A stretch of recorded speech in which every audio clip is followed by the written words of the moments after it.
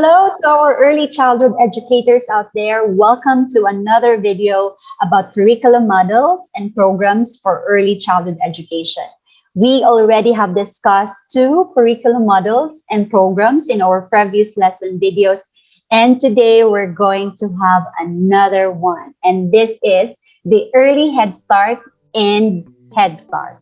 A little bit of history about this curriculum model or program is that in 1964, the federal government asked a panel or a group of child development experts to come up with a program to help communities meet the needs of disadvantaged preschool children.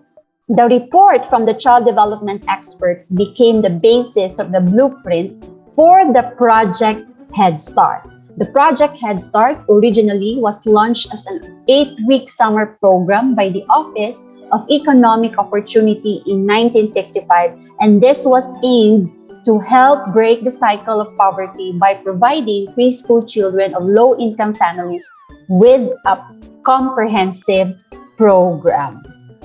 Recruiting children aged 3 to school entry age, Head Start was enthusiastically received by education, child development specialists, community leaders, and parents across the nation. Head Start serves children and their families each year in urban and rural areas in all 50 states, the District of Columbia, Puerto Rico, and the U.S. territories, including many American and Indian migrant children. In 1969, the Head Start was transferred from the Office of Economic Opportunity to the Office of Child Development in the U.S. Department of Health, Education, and Welfare, and now has become the Office of Head Start within the Administration of Children and Families in the U.S. Department of Health and Human Services. Although Head Start is thought to be one program by much of the public, Head Start actually consists of two programs. And what are these programs? These are Head Start and Early Head Start. What's the difference between the two? Head Start is a comprehensive early childhood development program primarily serving low-income preschool-age children and their families, while the Early Head Start was established during the 1994 reauthorization of Head Start. This Early Head Start is a comprehensive early childhood program serving primarily low-income children prenatal to age 3, pregnant women, and their families. So you see the difference there, and one of the differences is on the age group and the people these programs are serving. Let's proceed to the philosophy, principles, and goals of the Head Start and Early Head Start. Head Start programs are available at no cost. So that means these programs are free, specifically for children ages birth to 5 from low-income families.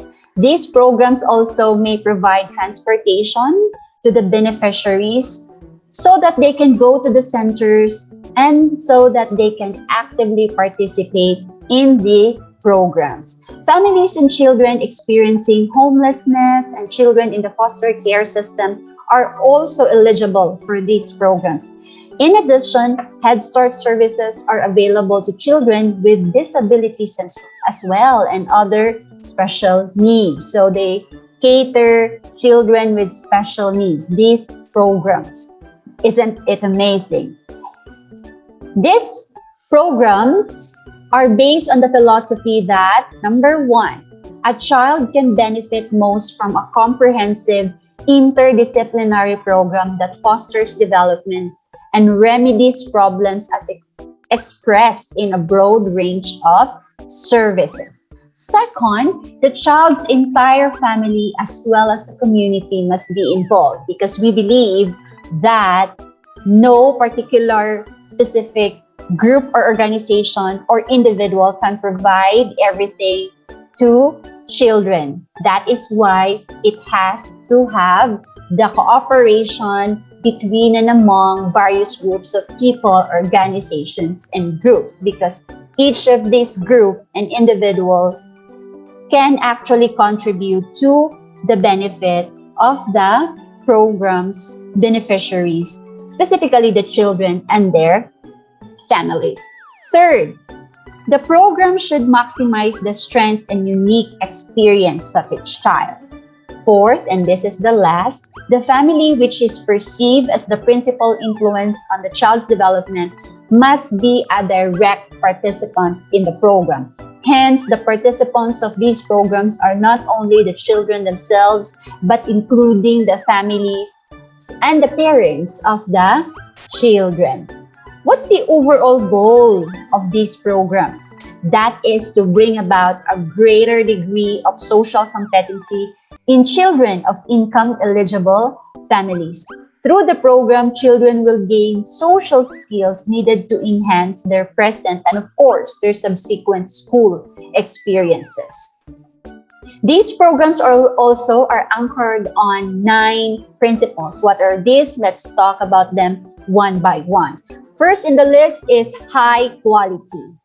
Programs will develop policies and practices that are only rooted in the knowledge, skill, and professional ethics embraced by the fields of child development, family development, and community development. These programs also highlight the importance of understanding the unique nature of infant and toddler development.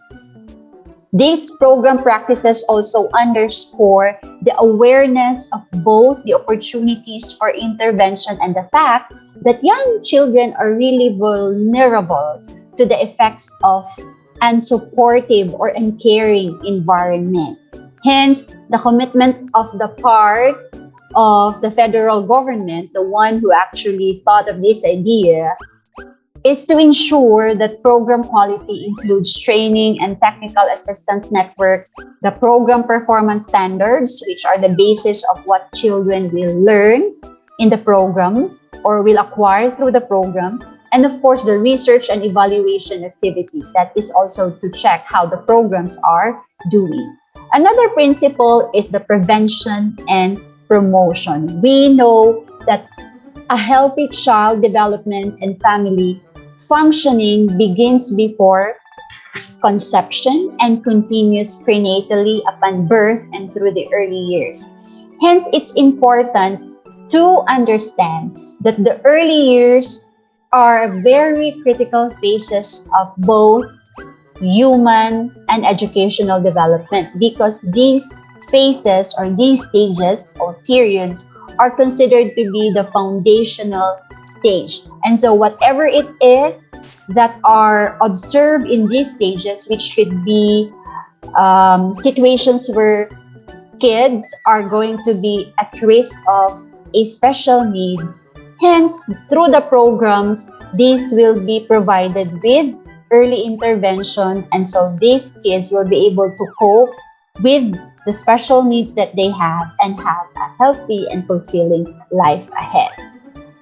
Third principle is positive relationships and continuity. Strong positive relationships that continue over time are very essential elements in a high quality program. And these relationships include the child, the family, the staff, and recognize the special parent-child bond as the child's most significant relationship.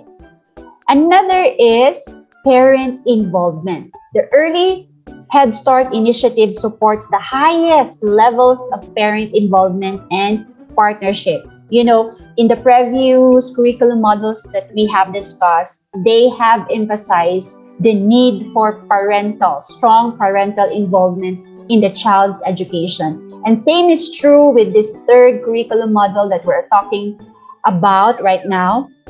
They also emphasize that parent involvement is really part and parcel if we want to have a child, a healthy, growing child.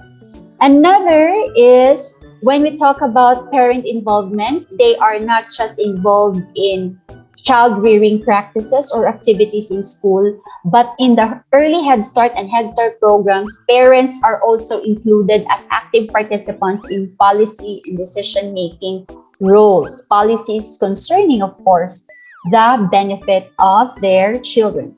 Another principle is the principle of inclusion. This means that programs, early Head Start and Head Start, welcome and fully include children with special needs. The individual needs of each child are evaluated and responded to in a way that builds upon the individual strengths. Hence, programs will also support the child and family's full participation in community activities. Another principle, this is the fourth to the last, is culture. And in this programs rather, home culture and language of each family is supported and considered to be an important aspect for early identity formation of children. Another principle is comprehensiveness, flexibility, responsiveness, and intensity. These program services are grounded in the belief that all families can identify their own needs and strengths. They can set their own goals and are capable of growth.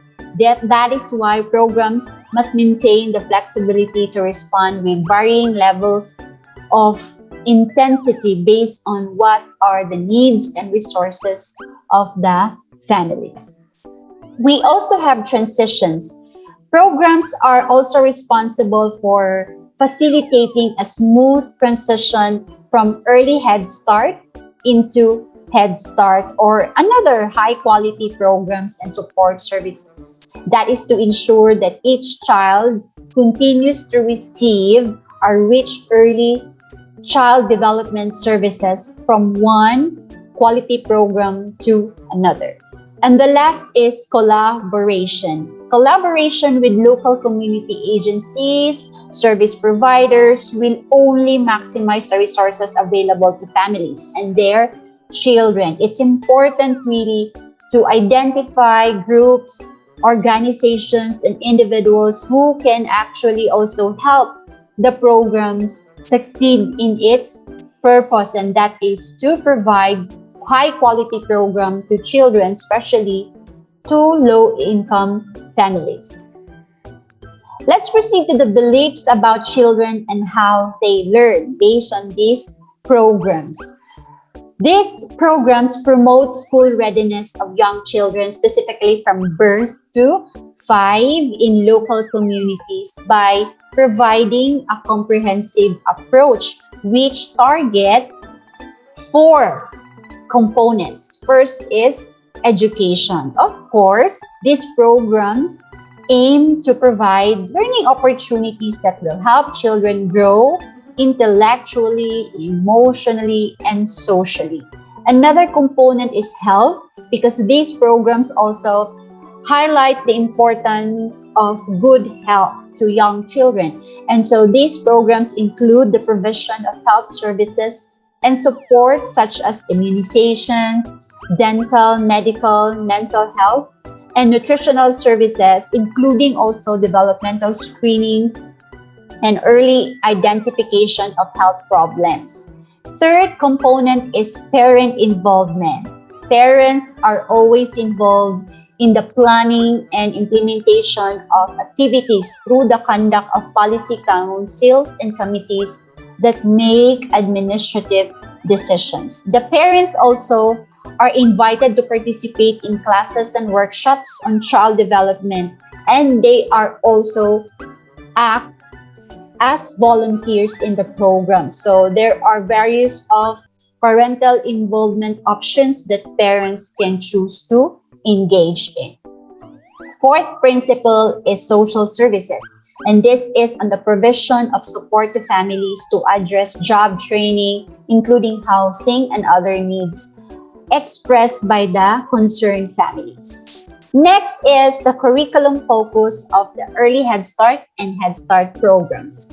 They have this what we call the program performance standards, which were overhauled in 2016 for the first time since their creation way back 1975. These performance standards are used to establish required teaching practices, learning environments, curricula, assessments, and professional development, which are aimed to work seamlessly with the Head Start Early Learning Outcomes Framework. And this Head Start Early Learning Outcomes Framework describe what children should be able to do across the developmental domains.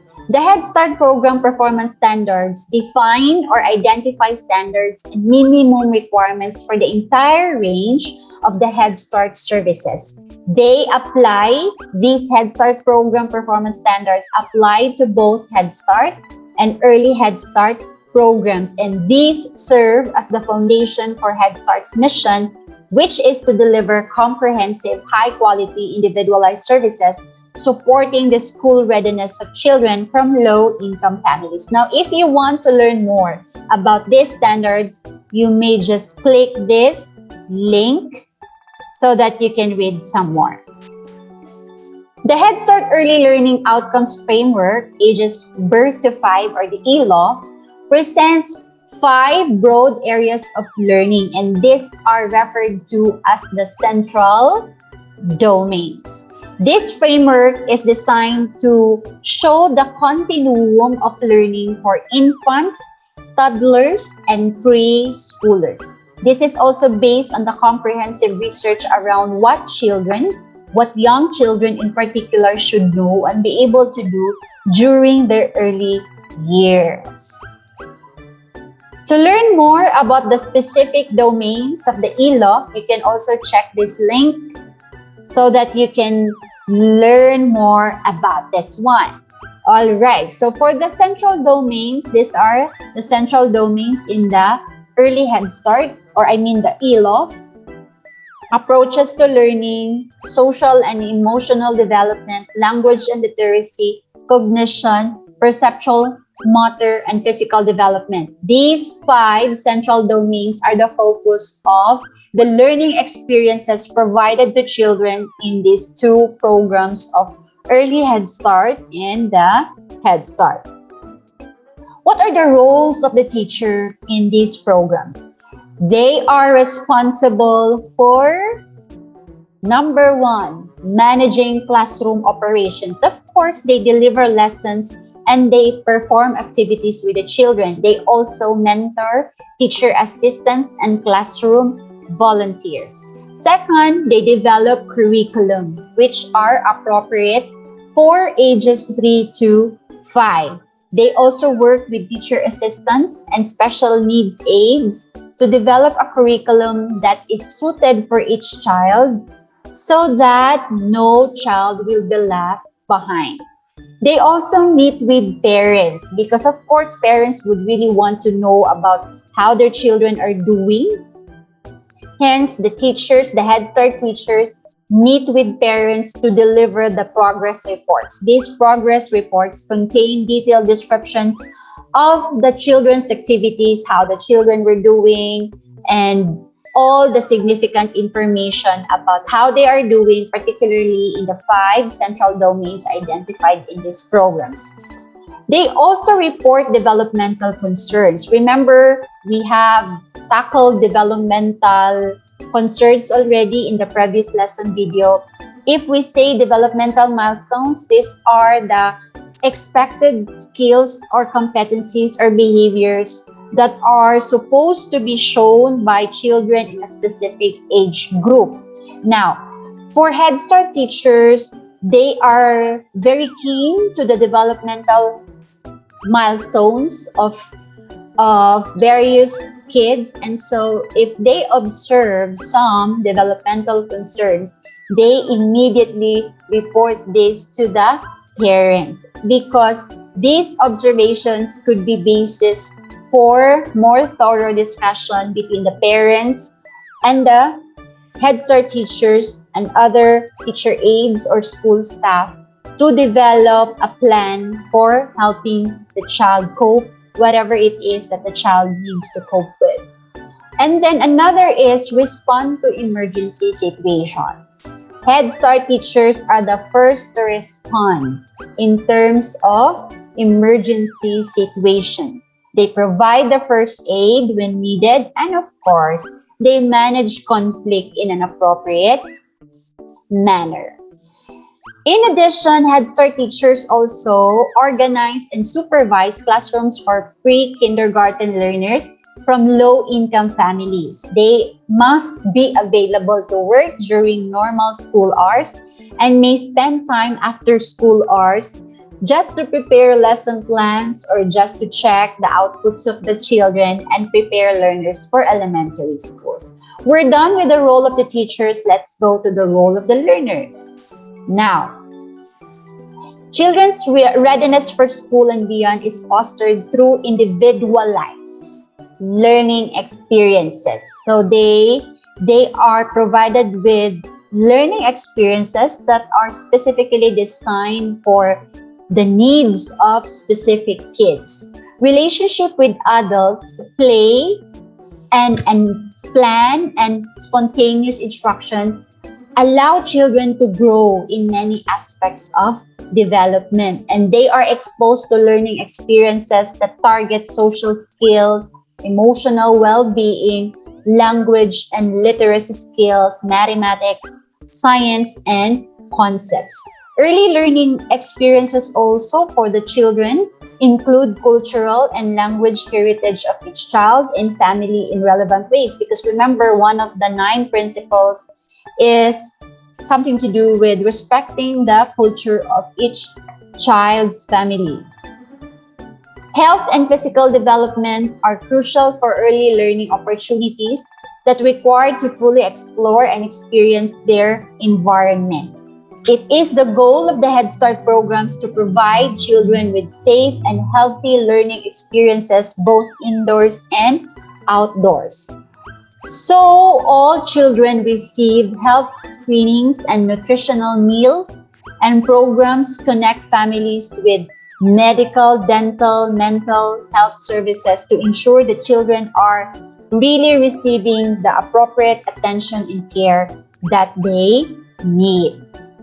What are the roles of the parents? Of course, in the previous discussions, we have emphasized how active parents are in these programs. They are really encouraged to be involved in areas such as education, program planning, and operating services. Parents also are given the opportunity to participate in family assessment. That is where they identify their own needs, their strengths, and their weaknesses. They discuss family goals and develop a family partnership agreement. And parents also are encouraged to focus on the priorities when they develop their family partnership agreements, or the FPA. Parents participate in various parent educational opportunities, like they are given training opportunities that include topics on nutrition, family literacy, child development, and health. So you see, in Head Start programs, it's not only the kids or the children who are being educated, but their parents and families as well, because these programs highlight really the importance of the families in the health and educational opportunities of their children. All parents in the Head Start programs are automatically members of their what we call the local parent committee. Parents are encouraged to participate in the monthly meetings as an opportunity to get together to, number 1, elect a site representative to the policy council, be a family advocate for all children, become involved in designing a quality program for their child, locate resources in the community to carry out program activities. This is on maximizing what other services outside the school could help their child, share common interests, work with policy council, plan program activities to discuss what parents would like to do, of course, to support the development of their child, and assist the Head Start staff in selecting employees by participating in the interview process. So you see, they are also invited in the interview process in the Head Start staff recruitment. Let's proceed to the daily schedule. The daily schedule aims to provide a consistency in a balanced program between child-initiated and adult-directed activities, including individual and small group activities, routines, and transitions. So let's check some sample policies in preparing schedule. Number one, provide for alternating periods of quiet and active play. Hence, Head Start teachers balance learning experiences and activities that require active play and, of course, quiet exploration. Of course, we don't want really to drain the child's energy. Hence, they should be given with activities that will require them to actively participate in it, and activities that will require them to just stay quiet but still actively engage into something by reading books, perhaps listening to music, playing puzzles, and many more. Second, schedule outdoor play daily. That is for around 30 to 45 minutes. If you can remember earlier, I mentioned that their activities include both indoors and outdoors. So they also have outdoor play exploration. That is, of course, dependent on the weather of the day. Third is provide a balance of large muscle and small muscle activity. One important domain is physical development. And when we say physical development of children, this includes gross motor skills or the involvement of the large muscles and the fine motor skills, which involve the small muscles. Fourth is make available more than one option for group activity, which could be individual, small, or large group. And then child-initiated activities must be scheduled for at least 1 hour each day. It includes some of outdoor or large motor activity.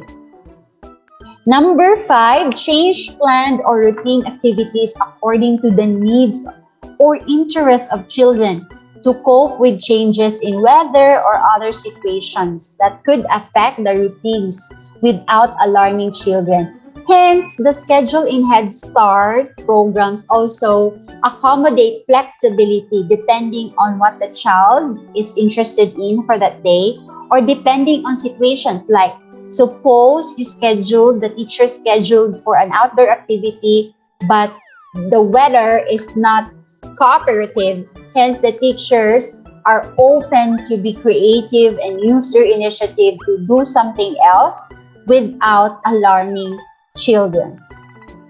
Number 6, provide opportunities for children to sort, classify, manipulate objects, discover relationships, and gain competence through successful experiences. These are on hands-on, minds-on activities. Number 7, schedule field trips to provide hands-on learning experiences that will extend classroom learning. Of course, we don't want to just limit or restrict learning within the four walls or corners of the classroom. There are other learning opportunities outside the school, and as teachers, we have to tap these educational opportunities so that children will be able to link what they are learning inside the classroom to the real scenario outside the classroom. Next is set aside 20 to 30 minutes each day for each meal. Of course, that is to also provide nutritious meals to children so that they can replenish their lost energy by engaging in various activities. Ninth is be sure to allow adequate time for smooth transitions between activities. Transitions are very important because these are the time when the children transfer from one activity to another. And if these transitions are not done well, they may disrupt or distract the focus or concentration of the child. Hence, the teachers, the Head Start teachers, do this well, seamlessly or flawlessly, so that the child remain engaged from one activity to another. 10 is incorporate routine tasks into the program as a means of furthering or improving children's learning self-help and social skills, like include routines as toileting, eating, dressing, hand washing, toothbrushing, and other routine activities that will also support the development of their self-help skills. You know, it's good to assist children, but we should not also do everything for them, or else they will not learn anything at all. As adults in the class, it is our role as early childhood educators to know when to assist the child or when to allow the child to do some things on his or her own for his own sake or benefit. 11 is post daily schedule in the classroom that is visible to adults, including a picture of schedule for children's use, because words may not be directly understandable to very young kids. So you can use specific pictures to associate with specific schedule or activity for the day. And the last is include planning and evaluation time in your schedule. This is also, remember, what is one of the unique feature of the high scope or cognitive oriented curriculum, the plan, do, review process. They also consider that here in Head Start program. I have here sample schedule for a full day session. For 8 to 8:30, they have free choice activities. And then 8:30 to 8:45, of course, you also do this in your class for early childhood teachers. You sing songs, do finger plays, you tell stories, you play games, and you have also music and movement activities. 9:45 to 9:15, children wash their hands. They have their breakfast, they brush their teeth, and use the bathroom. So this is on routines for self-help skills. 9:15 to 10:15, that's 1 hour inside activities or classroom activities, which could either be child-initiated or teacher-directed activities. And 10:15 to 11:15, another 1 hour for outdoor activities, which may include but not limited to ball playing, riding trikes, sand and water play. Teacher-directed activities also can be done outside the classroom, such as races, small group activities like duck, duck, goose, painting, and many other activities. For 11:15 to 12:15, this is a time where children wash their hands to prepare for their lunch, and another self-help skills again through brushing their teeth and using of bathrooms. And then 12:30 to 2:30, this is their quiet or nap time for children, because of course children, specifically young children, need rest. 2:30 to 2:45, children wake up, they can use the bathroom, they wash their hands, and they can do large group activities. 2:45 to 3:15, they do songs, finger plays, stories, games, music, and movement again. 3:15 to 3:45, they wash their hands for their snacks. 3:45 to 5, inside activities again, which could either be a balance between child-centered and teacher-initiated activities. And then 5 to 5:30, quiet inside activities that leads to their departure. Another schedule here, I have here half-day schedule and extended day schedule. You can check these schedules. And let's go to the learning environment and learning materials in Head Start programs. These programs have safe physical and social environment that are conducive to learning and reflective to the various stages of development of each child. The class environment allows to develop emotional security and facility in social relationship.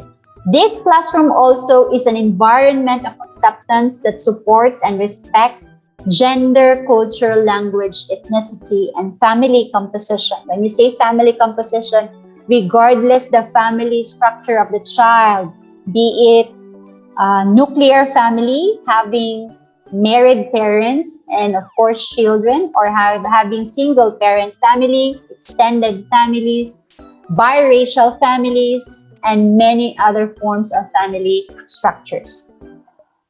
The environment of Head Start program seeks to be safe and comfortable for young children, because of course we would really want to have our classroom to be like the children's home. So we really want the setup to be home-like, and that is same for Head Start programs, because they aim for their classroom environments to be comfortable for children. The environment is not overstimulating, but it's full of wonderful books, puzzles, posters to view, toys to play with, and materials to create. The environment also in the Head Start programs is arranged in a way that social interaction is encouraged between other children and of course their teachers. The environment also supports individuality and diversity. Different cultures are also intertwined into the environment of each room, so that each child, regardless of gender or diversity, feels welcome and safe in the classroom. The environment in the Head Start programs include materials to explore, like materials for content areas in math, science, literature, language, physical health, social, emotional development, creative arts, and many others. So take a look at some examples of classroom setups in Head Start programs. What can you say about their classrooms? It's very organized, colorful, attractive, full of multi-purpose instructional materials. It's spacious, and there are a lot of spaces for various activities. See? How we wish we have classrooms like this as well. Alright, another setup of classroom. And we're down to the last, which is the additional features of the Head Start programs. Okay, one is education. Head Start offers the option whether it's going to be center-based or home-based classes. In home-based classes, the teachers go to the homes of the children to work with both parents and children on learning and development skills. In health, in Head Start programs, this is a very important building block to a successful future. Head Start provides comprehensive healthcare services that include medical, dental, mental health, and nutrition services. Then we also have social services. Hence, the Head Start programs also support families by providing community outreach, referrals, family needs assessments, recruitment of children, enrollment of children, and emergency assistance and/or crisis intervention. Head Start programs also closely work with community agencies to be able to meet the special needs of children with disabilities or children with special needs. Next is parent involvement. It has been really emphasized in our discussion today that parent involvement is a key factor in the Head Start programs. They do not only take care of the children, but they also take into consideration into educating the parents of the children in the Head Start programs, because in this way they will also be able to appropriately assist their children at home or even in school. And they also have this unique feature, the Fatherhood Initiative, because oftentimes when we say parent involvement in some cultures, we associate it with the mother being the more active parent, no, in the education of children. But in the Head Start programs, they also encourage the involvement of the fathers. That's why they have this, what we call the Fatherhood Initiative, because this recognizes the importance of having a male involvement in a child's life and values the relationship also between a child and their important male role models, which could be their fathers. In order to strengthen this relationship, this bond, the Head Start programs provide opportunities to bring fathers and their children. All right, we're done with the discussion of the early Head Start and Head Start curriculum model. I hope that you have learned a lot from this lecture video. If you have questions, you may put your questions or comments in our Facebook group comment section, especially in our Q&A section, or you can just put your questions in the comment section in our YouTube channel. Goodbye, everyone. Have a nice day.